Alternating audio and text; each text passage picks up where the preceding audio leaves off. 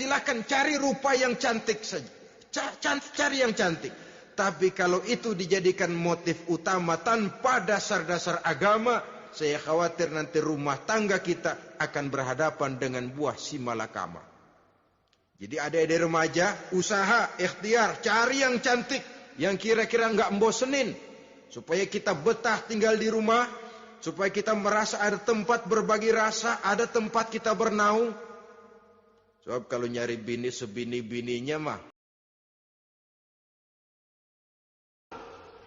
orang harus berusaha, walaupun pada akhirnya jodoh toh memang ditentukan Allah. Kan 3 hal yang kita tidak bisa menentukan itu katanya. Maut, rezeki, jodoh. Itu yang masuk mysterious problem. Problem yang misterius. Maut, misterius. Kapan kita mati, kita sendiri tidak tahu. Tahun depan, 50 tahun lagi, 100 tahun lagi, tidak pernah seorang pun diberitahu. Tapi yang pasti dia bakal datang. Kapan dan di mananya, kita tidak tahu. Bisa di rumah, bisa di masjid, ya alhamdulillah. Bisa di majelis taklim, syukur. Bisa di medan perang membela agama, bagus. Pasti dia akan datang. Maut, mysterious problem. Sesuatu yang kita tidak tahu kapan datangnya. Rezeki, gitu juga. Sehingga orang sering bilang, rezeki katanya kayak bayangan. Kita ubur-ubur, dia lari. Kita diam, dia mah diam. Setengah mati kita ubur-ubur. Emang ukuran segitu? Segitu aja. Begitu kita nggak ngapa-ngapain, datang yang bawain rezeki. Namanya rezeki itu mysterious problem. Kadang-kadang ngobek, sungsang, sumbul, udah segala tanah orang kita ukur-ukurin. Udah segala ngomong sudah nggak ada yang loh, tuh sudah buta. Tapi memang bayangan, kalau belum rezeki ya belum.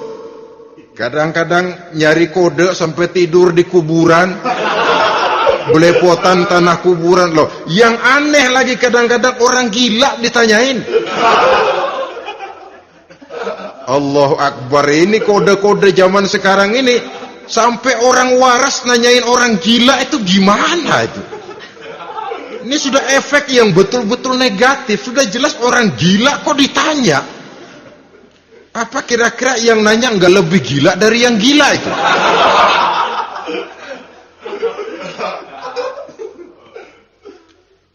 Saudara-saudara kaum muslimin, terutama adik-adik remaja dan para pemuda, jadi silakan saja cari rupa yang cantik. Karena dia akan jadi tautan hati, buah hati belahan jantung, tempat kita berbagi rasa, tempat kita pulang dan tinggal di rumah tangga kita. Tapi hendaknya kecantikan rupa itu diiringi juga dengan kecantikan budi. Karena itu cari rupa yang cantik. Ini pilihan utama. Yang kedua, kata Nabi, harta, cari yang kaya. Tetapi jangan lupa, jangan dijadikan pilihan utama, karena kekayaan sering mendatangkan kesombongan. Apalagi kalau seorang pemuda mendapat istri orang kaya, hidupnya dimodali oleh istrinya, maka biasanya wibawanya sebagai seorang suami akan hilang. Akhirnya komando di tangan istri. Dikala itulah suami tidak lebih daripada prajurit yang taat kepada komando istrinya. Padahal menurut konsep Quran, ar-rijalu qawwamuna 'alan nisa, laki-laki diciptakan sebagai pembimbing bagi perempuan. Kalau nanti suatu saat terjadi benturan, sedangkan modal diberikan oleh istri, terjadilah pengungkitan. Kata istrinya apa? Lu jangan bertingkah, lu kan kawin sama gue, modal lu kolor doang.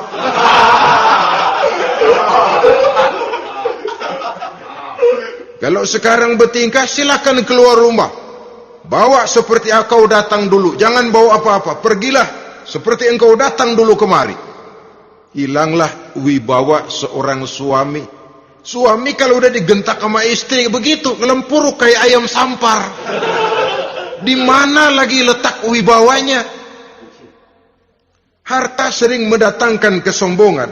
Oleh karena itu, walaupun diperintahkan cari yang keturunan orang kaya, tapi maksudnya jangan dompleng. Sebab kepribadian seorang suami akan ditentukan oleh sifatnya sendiri. Keberadaannya ditentukan oleh karya dan perbuatannya sendiri. Itulah yang akan menampilkan kepribadian dia dalam kehidupan di masyarakat ini.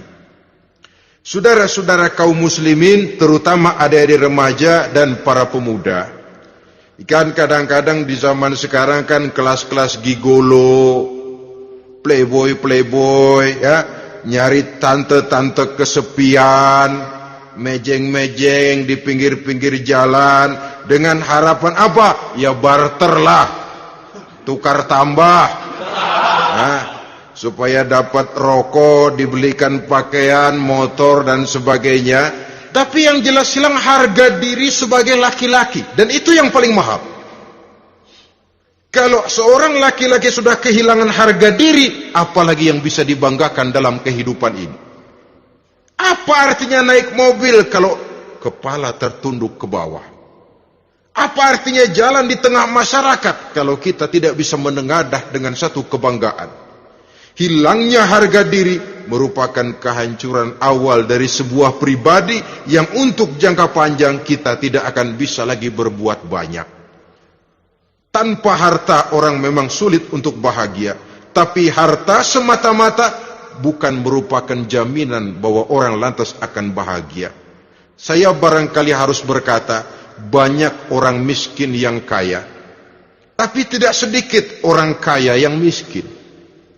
Saya ulangi ini, banyak orang miskin yang kaya, tetapi tidak sedikit orang kaya yang miskin. Nah, bagaimana pengertiannya? Orang miskin yang kaya, materinya sederhana, peralatan rumah tangganya sederhana, tapi hatinya kaya. Oleh karena hatinya kaya, jiwanya lapang. Sebaliknya, orang kaya yang miskin, di tengah kelimpahan materi yang berlimpah, segalanya serba ada, hatinya yang miskin. Kelimpahan materi tidak akan sanggup mengobati kemiskinan hatinya. Sehingga di tengah kehidupan yang serba ada, dia masih merasa kurang, maka dia tidak pernah cukup. Di tengah kemilauan dan gemerlapan serta glamornya rumah mewah, dia merasa hidup di tengah gurun pasir yang gersang dan tandus. Karena itu, biarlah miskin harta tapi kaya budi, daripada kaya harta tapi miskin budi. Lebih utama lagi, kaya harta, kaya budi. Itu idealnya. Dasar pilihan ketiga, sesudah rupa dan harta, menurut Nabi, keluarga. Faktor keturunan sangat menentukan. Pepatah mengatakan, buah apel akan jatuh tidak terlalu jauh dari pohonnya. Biasanya, kalau bapak kalong, anak kampret. Bapak nyolong, anak nyopet. Itu fotokopi.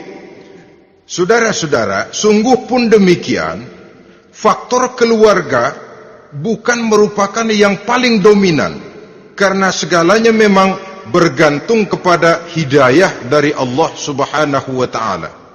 Kalau hidayah datang, bisa saja anak maling bisa jadi kiai. Kalau hidayah datang, bisa saja anak nabi malah ikut bersama orang-orang kafir. Pada akhirnya orang mau besar atau tidak, bukan dengan jalan menyempeng kepada keturunan orang lain, tapi ditentukan oleh kepribadian dirinya sendiri. Tidak bisa kita menjadi besar dengan menyebut kebesaran orang lain. Itu sebabnya dicontohkan oleh Imam Ali pada saat beliau berkata, laisal fata may yaqulu kana abi walakinnal fata may yaquluha anadha. Anak muda yang gentleman adalah anak muda yang berani berkata, inilah saya. bukan anak muda yang membanggakan leluhurnya. Ini kan zaman sekarang ini lagi ngetop-ngetopnya lagu-lagu cengeng katanya toh. Sebenarnya menurut saya bukan cuma lagu cengeng yang jadi masalah. Lagu cengeng cuma satu efek dari sikap yang lebih utama dari itu, yaitu mental cengeng. Kalau mental sudah cengeng, apapun yang kita lakukan akan jadi cengeng. Tidak cuma lagu, kebudayaan yang lahir akan kebudayaan cengeng. Jadi pengusaha cengeng, jadi pejabat cengeng, jadi kiai cengeng. Kenapa? Mental cengeng. Di antara mental cengeng itu apa? Mengandalkan fasilitas atasan. Kalau tidak ada fasilitas dari atas, lantas tidak bisa berbuat apa-apa, cengeng. Menjadi besar bukan karena karier pribadi, tapi karena nasib katrolan. Itu pun termasuk mental cengeng. Sedikit gagal, bagaimana sedikit jalan buntu, sedikit deadlock, lu ngapain lu melulu. Saudara hadirin yang saya hormati, jadi lebih penting dari sekedar lagu-lagu cengeng, saya malah lebih suka bicara mental cengeng ini. Mental yang cepat putus asa, mental yang tidak mau mengeluarkan usaha maksimal, mental yang hanya mengandalkan fasilitas, sedangkan pribadinya tidak lebih daripada pribadi sumuhun dawu, pribadi kulon nuwun, pribadi kumaha juragan wae, pribadi oke bos, pribadi asal bapak senang. Bukankah itu semua merupakan cermin dari mental-mental yang cengeng, yang untuk jangka panjang tidak akan pernah menguntungkan daripada pembangunan bangsa dan negara yang kita cintai ini. Seseorang mau besar atau tidak, bukan dengan jalan menyempeng kepada kebesaran orang lain.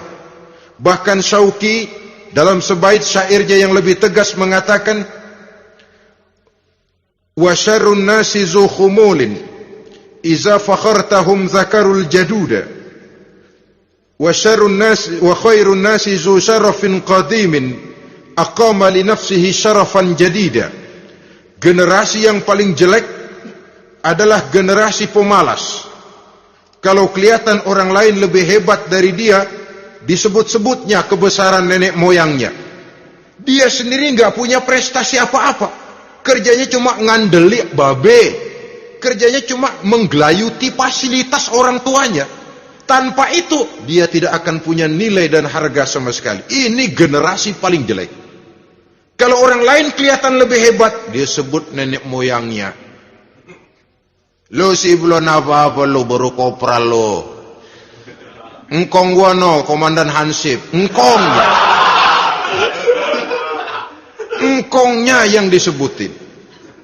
Dia sendiri tidak punya prestasi apa-apa. Jadi silahkan saja cari gadis dari keturunan keluarga yang baik-baik. Tapi jangan jadikan tendensi utama, jangan dengan niat untuk menyempeng kepada kebesarannya. Tapi paling tidak dengan niat agar mudah-mudahan dari benih yang baik ini akan lahir keturunan-keturunan yang baik pada akhirnya nanti. Itu yang kita harapkan. Bukan lalu dengan pertimbangan, mertua gue bos nih, kali aja begitu gue kawin dia mampus. Ini semua warisan kan jatuh kemari semua. Kalau itu niatnya sudah jelas salah. Kita mencari perempuan dengan keturunan-keturunan yang baik dengan berharap agar anak-anak kita nanti yang akan merupakan benih cucunya akan melahirkan kebaikan-kebaikan seperti leluhurnya dulu. Saudara, pilihan yang keempat kata Nabi, agama. Ini yang paling inti. Kenapa? Agama itu motivasinya moral. Di sini segalanya ditentukan. Rupa yang baik, harta yang banyak, keluarga yang luhur. Kalau sudah dilandasi oleh agama yang rapuh, bahkan tidak beragama sama sekali, ketiga hal di atas tadi hanya akan mendatangkan malapetaka. Sekarang kan kita